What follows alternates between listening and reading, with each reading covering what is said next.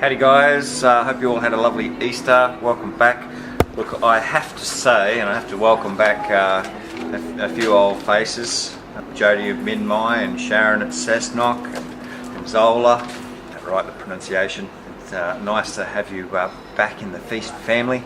I hope you enjoyed your deliveries this week and that everything arrived safe and well. And there's just a few names we've got in recent weeks. I don't know whether it's perhaps a sign of the economy or perhaps a good reminder, I guess with the mass media and 60 Minutes and the like, of the dangers of the pesticides in our foods and, really the need to eat as much organic food as you can. Further to that, the OFA, the Organic Federation of Australia, in their recent email, some very good information there as well on the 7,200 odd pesticides registered for use in Australian agriculture.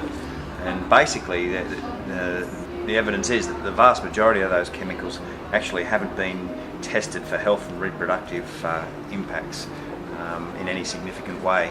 And the testing has been very minimal, and really you're talking about maximum residue limits before there's a noticeable effect immediately.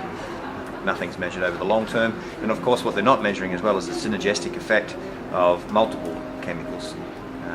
Typically broccoli, for example, has a significant number of different chemicals applied to it. They don't measure the cumulative effect of all of those individual pesticides. To share with you some information that was in that email, some specific experiments that showed immediate effects. These experiments were conducted by Warren Porter et al., the University of Wisconsin-Madison, and basically they gave mice drinking water with combinations of pesticide, herbicide, and nitrates at current levels found in groundwater in America, so not exceeding what already exists in the groundwater in the States. Now, these mice exhibited altered immune, endocrine, and nervous system functions. The effects were most noticeable when a single herbicide, atrazine, was combined with nitrate fertilizer. And basically, atrazine is pretty much in most Western countries in some significant quantity. For example, in Europe, rainwater is contaminated with atrazine these days. Further to his studies, he showed that the influence of pesticide, herbicide and fertilizer mixtures on the endocrine system may also result in changes in the immune system and affect fetal brain development. Of particular concern was thyroid disruption in humans, which has multiple consequences, of course, on the brain development and the like. A later experiment by Porter and his colleagues found that very low levels of a mixture of common herbicides, 2,4-D, mecoprop and dicamba and inert ingredients caused a decrease in the number of embryos and live births in mice at all doses tested, which is pretty significant that even the low doses had an immediate impact. Look, I thought I'd share that with you. I think it's important to get that kind of information out there. There's more to it, and I think maybe we'll put that email on the front page of the website for you. On to the good news. We've got lots of beautiful organic produce to share with you.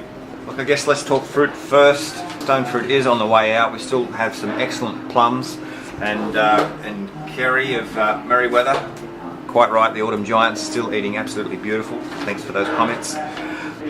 But what we have coming in, a lot of the citrus, beautiful grapefruit, yellow grapefruit, nice ruby red grapefruit as well. We have mandarins coming in later today, and navels. We also have beautiful fresh limes from our friends up at Red Belly. Hello, Craig. See you Sunday. And a beautiful spot up there and just on the southern side of the Barringtons. Avocados are starting to increase a little bit of supply. We've got the nice creamy Ferté. The price has stabilised a little bit and is starting to come down. Persimmons, these you eat when they're nice and soft. I thought I'd mention these. They're locally grown by our good mate Tony up at Comboyne. We introduced you to Tony only a matter of weeks ago. The wild, mad professor looking guy Tony, the one you like. And also locally, coming in later today for this week, at least we hope it'll arrive in time, will be the first of the kiwi fruit. Again, locally grown up at Comboyne. They start the season off nice and firm with moderate sweetness. But look, we haven't had any kiwi fruit for a little while, so look forward to those. They'll be a great price as always. And look, the last thing to mention really with the apples is that all the favourites are available. Beautiful pink ladies, Johnnies, golden dells, and galas. Before we talk veg, good to mention the strawberries. Nice fresh flush coming from Victoria, and they're excellent quality. This week's special, broccoli, nice firm heads.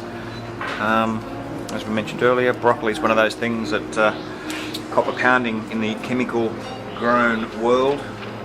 Nice and safe to eat the organic. Nicola potatoes too are on at a fantastic price, and they're nice fresh dug. Now of course as the nights start to cool off into roasting kind of weather, so we've got beautiful little Swedes, lovely little turnips. Coming later today we'll have fantastic parsnips as well. I think unlike last year I got all those right. Yes. Now tomatoes have been a little bit thin on the ground, but they're starting again this week, so we should have a good supply of tomatoes. We also have the nice local cherry tomatoes coming from Pinehaven and Mickor Organics. So have a great week. Before I go, Sonia and Will, it was nice of you to come and visit, say hello. Sorry that neither of us... that was me. One hand waving. Short weeks, condensed weeks, so busy, but I hope you had a nice lunch there anyway. And Claire, no love this week in your little comment section and with your order. We really look forward to all the little messages of love that you send back to us. Maybe we haven't responded in kind enough, so look. We love you too. That's all. Bye.